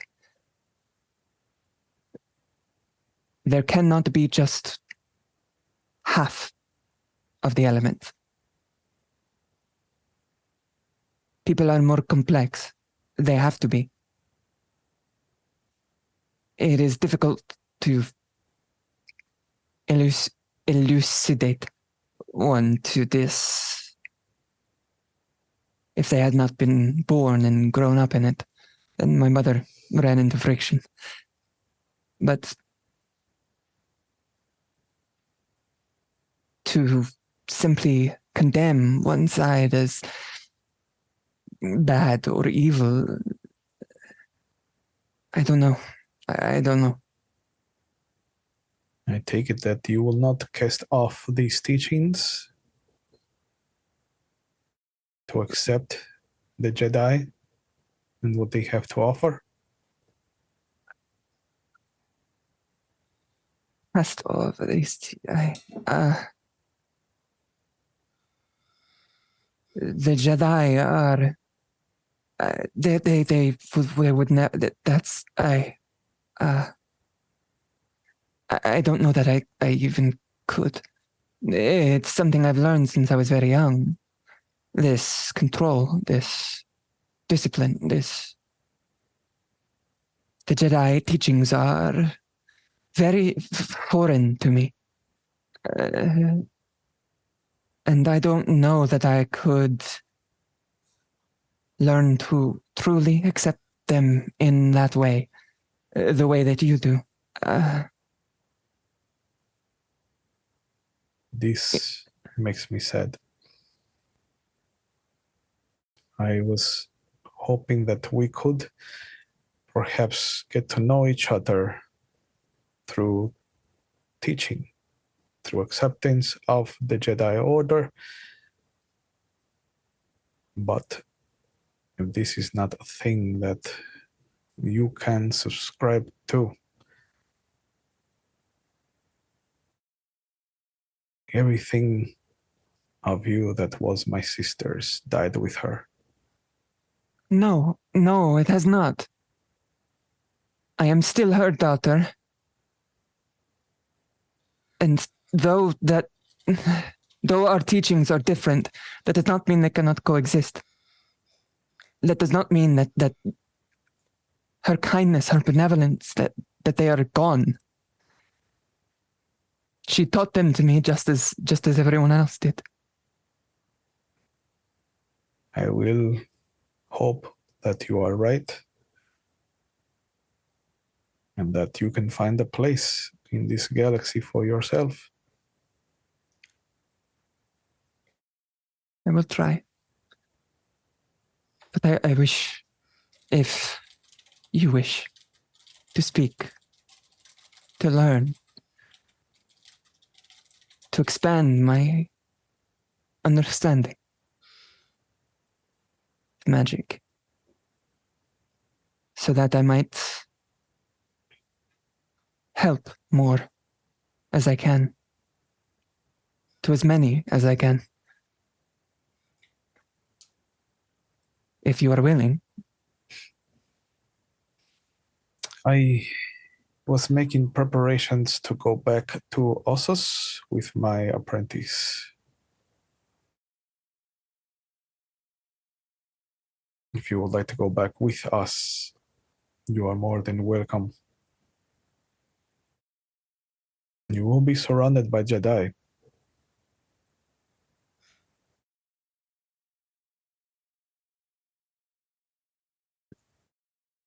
I may. But there is something here first. There is... Surely you feel how cold this place is. This raw seed of something. I had a vision. There are rumors that many of the sarcophagi of the previous rulers of this planet have been entombed in its first moon, Daxun. It is that you are feeling, I think. Perhaps. I had a vision about a month ago of this place. These tendrils of pure darkness, darker than anything I had ever felt, reaching across to this place, reaching towards the core of the galaxy. There were monsters, indescribable, raining from the sky. I looked out from the plateau where we landed, and it reminded me of it. It is the same place. Something bad is going to happen. My people's oracles, when they would feel something like this, it was always followed by something very bad.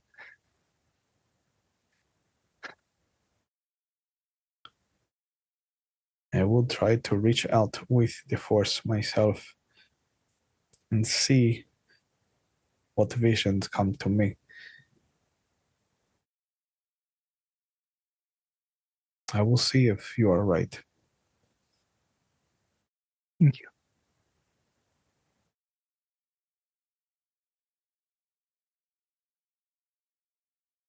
And it is good to meet family after my own family was made smaller.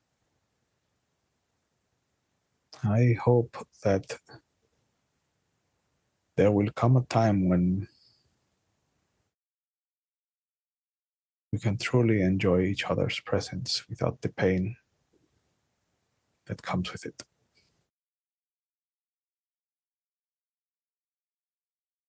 As do I. She stands up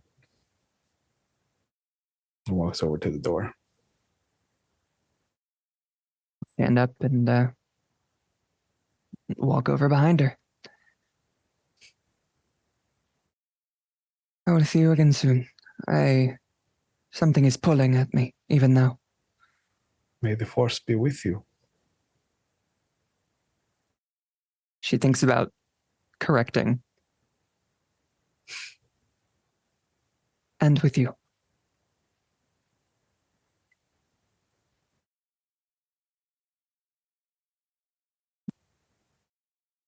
Okay. We shift over to the other three as Synthracia walks out into the city, guided by the force, pulled in a direction. Are you guys following Ulick, Kay, and Arkajeth, or are you getting supplies?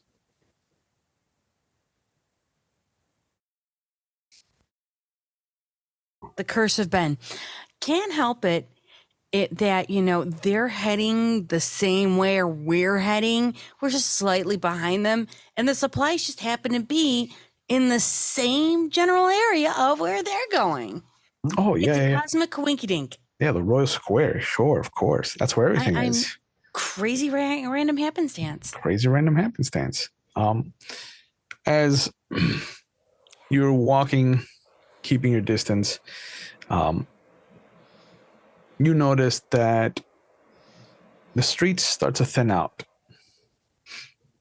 Less and less people are walking around, selling wares.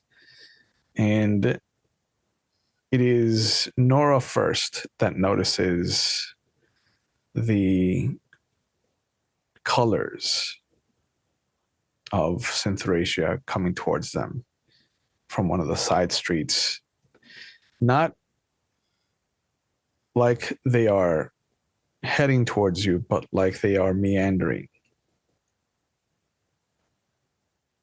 Lost on a current that just happens to be heading in your direction. What colors do you think Synthracia is giving off? Oh gosh, she's anxious and still very nervous, and there's a fair amount of sadness in there right now, and just confusion and a little bit of anger and resentment. She's not in a great headspace after that. Sure. But you see the swirl of color, emotions, just kind of ebbing and flowing. Not on a course, but definitely looking like they're going to intercept. Nora knows that it's in Thracia, yeah? Yeah. Yeah, you spent at least 2 months with her. Like, you know what her general outline looks like. If she can, like, pull the force, use telekinesis, and kind of just pull a little bit of her cloth to kind of get her attention. Yeah. She's not going to, like, pull her, but kind of just, like, Yeah. almost like try and pinch for a moment. I mean, you got one die, so you're not going to do much of shit. Yeah, no. I mean, she's just, like, trying to yeah. get her attention for a moment. Yeah. Go ahead. Roll your 1 die plus 1. Okay, that's 6.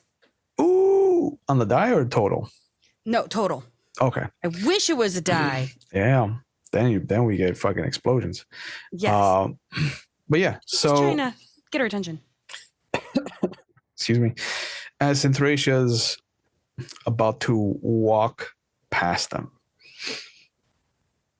just all of this heavy baggage that has suddenly not been pulled off of her shoulders.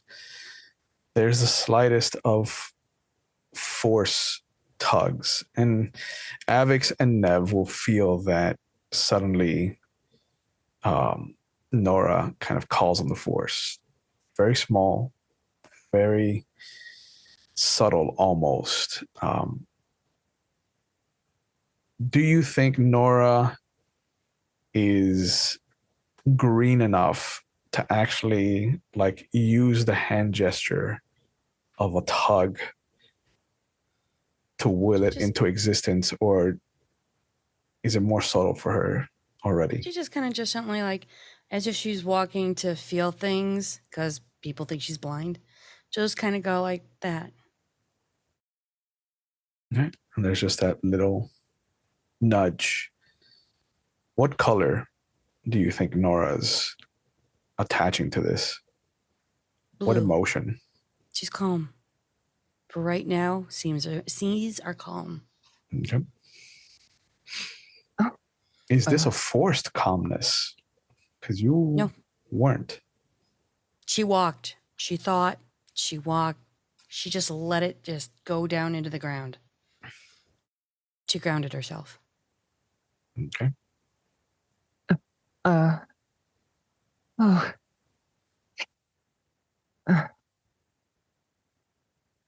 getting the hint.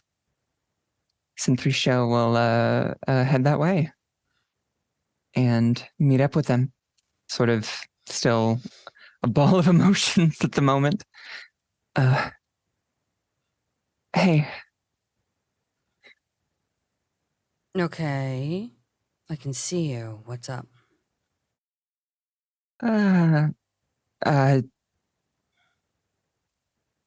It's not a big deal right now. What are you all doing? Oh, we're walking to get supplies.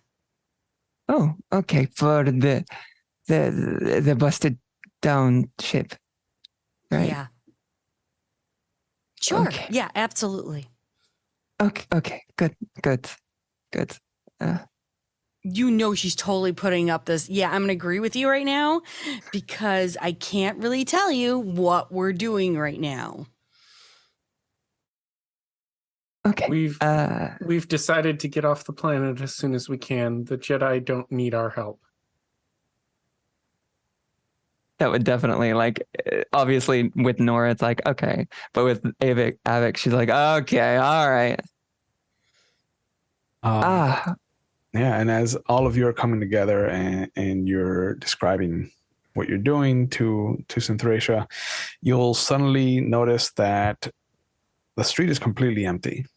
And there is a sudden pop in the whole hallway, the whole alley that you're in suddenly is covered in this mist. There is these kind of hovering smoke screens that just shoot out in a circular direction and cover the entirety of this street. And immediately you'll see Ulick, Kay, and Arcajeth just ignite their lightsabers as a dozen assassins come down through the mist, just kind of tendrils of smoke coming off of them.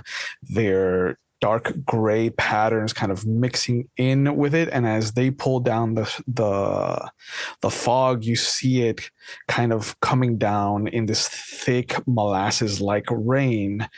And this is where we'll pick up the next episode. Oh, so I'm going to invoke the bodiless voice of Shanky McStabber. That was a tease. There is no Shanky. Yeah. There's only Zool. There's only the Force. Nope, there's only Zool. That was such a tease. So first of all, I'd like to thank the players and all the viewers tonight for the stream here. Give me 1 second. I need to adjust something on my end. There we go.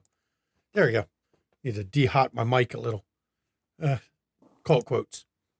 I'd like to thank all the players and the viewers for coming out to watch this stream tonight. Of course, you should join us on our Discord.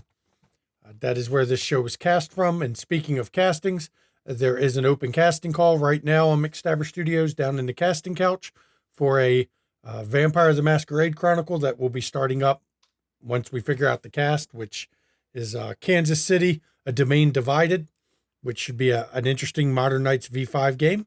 So join us on the Discord for that. We do Zoom community hangouts from a couple times a month is all I could say. It's all depending on the spoons available and all that good stuff. If you want to catch some back episodes, pop over to YouTube. That's where the back episodes are for not just this stream, but all the content at McStabber Studios. We've got a lot of World of Darkness. We've got a number of independent games. And of course, Star Wars. You can catch the back episodes of this. And if you want to see some Call of Cthulhu or Dungeons & Dragons 5e, pop over to Tiss's channel. That's where we have those. So you can, pick one. Go to either one. You want to get you some McStabber Studios merch? Check out the merch store. Make sure you log in because some of it is 18 plus only. So you have to log in to see it because otherwise we can't let minors get a t-shirt that says they're a camp counselor for Wish a Motherfucker Would. It's a camp counselor t-shirt. It's rather important. It's for adults only. If you want to catch some amazing content creators, check out our friends. Ravnos Archon is one of them right there. And of course, Junie. I'll give them a chance in a little bit here to say what everybody's doing, but pop over to their Twitch channels, give them follows, do all that good stuff. Let's see. I'm going through all this right now. Let's see. Support. If you want to give something to the players for their time they spent putting on the show tonight, you can do bits and donations here on Twitch. That goes to the players, not to the studio. But other than we have to take taxes out because we're taxed all to hell for it. If you want to give to the studios, you can support us here on Twitch by subscribing. They'll take half. You can go over to KoFi, do a KoFi to the studio, or if you're on YouTube watching this, you can subscribe on YouTube to the channel, comment on the video, like the video. All that shit drives up engagement, and it puts us higher in the search rankings. That's all that good stuff. And we'll give the schedule this week, and then we'll find out what the other players are doing. So tomorrow, Tiss is back, but not with Call of Cthulhu. She's back with Call of Cthulhu. It is a special one-off episode where Tiss and the players will be playing cats. I think they're the cats of the main investigators, but it's called a Cthulhu. Cats are evil anyway, so of course they're up to no good. And of course, Sunday, tomorrow it's at 3 p.m. Eastern, Sunday at 5 p.m. Eastern, Windy City After Dark's final cast Q&A. It is not just the season Q&A, it is the Chronicle Q&A. Last one we'll be doing. So if you have any questions for the Windy City cast, come over on Sunday at 5 p.m. You'll ask the question. We'll answer them live on stream. If you can't make it, but you still have questions, post them up in Chi-Town chat. Mama will make sure they get answered during the stream. And of course, I know some people are asking. Yes, Lamar will be there for the cast Q&A. He came back just long enough for the end of the Chronicle. Woohoo. Yep. Wednesday, we have at 8 p.m. Eastern, Vampire Dark Ages, Glimpses of History. We're going through 800 years of Kindred history. We're still on the first beginning of it, the year 1197. They finally got to Tehuta Pass to build their fortress and found out some dangerous shit on some tablets.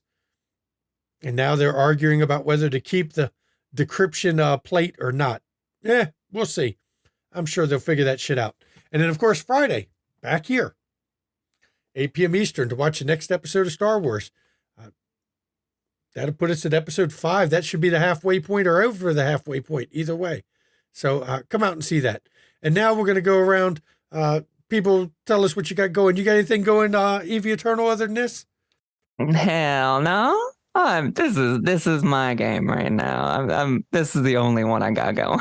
Well, and auditions for and the Vampire game. auditions for Vampire. That's right. Which is, important. Calisalvo, what you got going on? This is the only game I've got going on right now, but I do mod a politics and law Discord that regularly does law splainers with our lawyer and the owner of the Discord, Mike Dunford. There you go. And I put a link to Mike's Twitch channel in there. That's how I met Calisalvo, through that particular Discord. Some very interesting streams some nights as he goes through the litigation disasters that are out there with some horrible court cases. Junie, what about you? Me? Why, I'm always on Twitch, either on my channel or on the RPG table every Saturday. You will find me here on Wednesdays and Fridays. You will also find me on the Ravenous Archons channel every other Thursday for 7C, and you'll find me on Roll Call for DC by Night. I'm also one of the server hosts, also known as a moderator at Cajun Knights Discord, where we serve a play-by-post server for all of your World of Darkness needs. Junie's also applied to be in the McStabber Studios vampire game coming up, so we'll see how that goes. I know. Crazy. Everyone wants to play vampire. I don't know why. Zeus, tell everybody about what you're up to. Hi there, I'm Zeus. I storytell over on Cajun Nights. I am your head admin for Mage and Changeling, as well as I appear every Saturday night as Robin Bird over on the RPG table, as well as here every Friday playing Nev. Okay. That's it for me. Yep. Okay, I guess we'll let Ravnos Archon do his part too, I guess. Oh man, thank you so much. But yeah, I'm the Ravnos Archon. I have my own channel here on Twitch. I run Vampire 5th edition on Mondays. It's a 2-part story with one Monday being Camarilla, one Monday being Anarch. On Tuesdays, I run Werewolf of the Wild West or Legend of the Five Rings. But we're going to be taking a break coming up. Because one of our cast members got cast in the show, so congratulations to them. And every other Thursday, I run 7th Sea, which is one of my favorite systems. Recently learned it and have fallen in love with it, so I'm excited to get that up and running. And then Wednesdays, you can catch me here on McStabber Studios, where I play Agustin de la Cruz, La Sombra in the Dark Ages, or I run Star Wars because they let me run things on occasion because they still will cater to my fever dreams. So until they stop, I'm going to be here. Yep. I mean, that's valid right there.